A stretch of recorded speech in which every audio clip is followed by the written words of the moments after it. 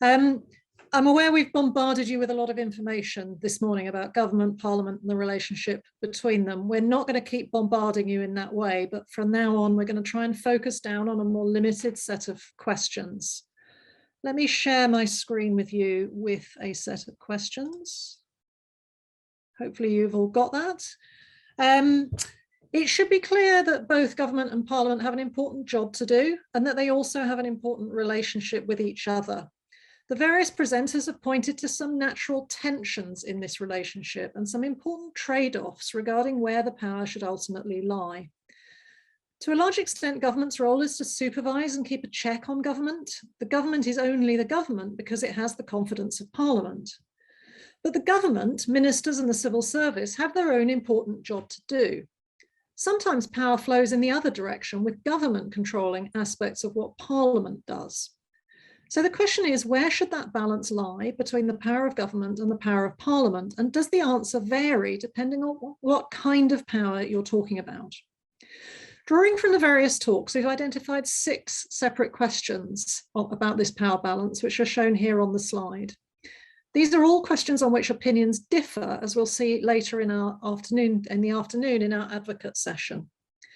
In each case, there are trade-offs regarding the merits of government control and parliamentary control. So I'm just going to walk you through the questions briefly, and then there'll be plenty more time for discussion later today and tomorrow. The first question, question A, is what the right balance is between the government's ability to between Parliament's ability to publicly scrutinise the decisions made by government and government's ability to get things done. This is basically about transparency, one of the key principles we discussed at the previous weekend of the Assembly. Transparency and scrutiny take place through various mechanisms that Farah and Jill discussed this morning. For example, parliamentary questions, government statements to Parliament, and select committees.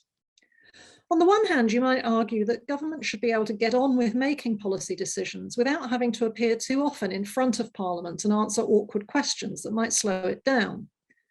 On the other hand, you might argue that the government being open about its decisions and answering questions in public is important for transparency and accountability, and also that public questioning may keep government on its toes and make sure its decisions are sound.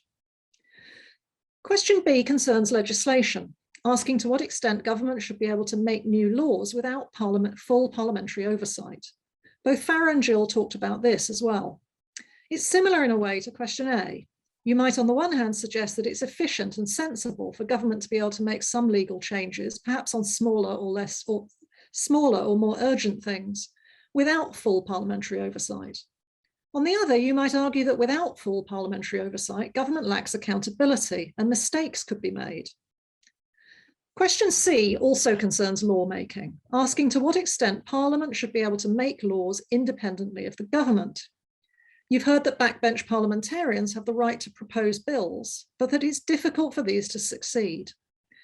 Some might argue that it's right for government to maintain a high degree of control over new legislative proposals because it has more resources to carefully think through policy and can make sure everything fits together.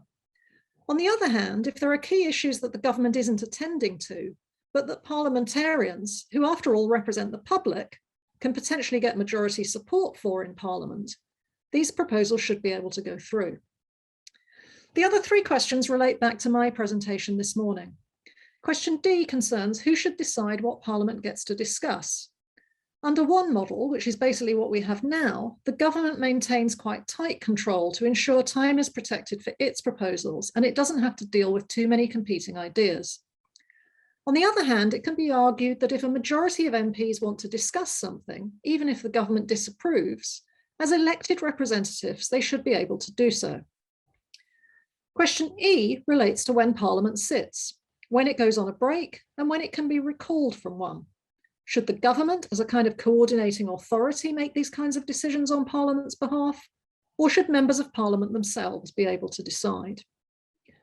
Lastly, question F concerns the calling of general elections, what's often referred to as the dissolution of Parliament, when one Parliament ends and a new one is elected.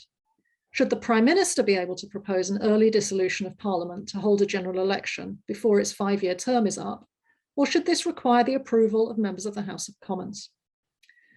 These are 6 quite different questions, but they clearly have some similar themes. You might instinctively think that all the power should lie with one side or the other. You might think that on some of the questions, it's right for government to have control, and on others, it's right for Parliament to have control. You might think that on some questions, the power should be shared.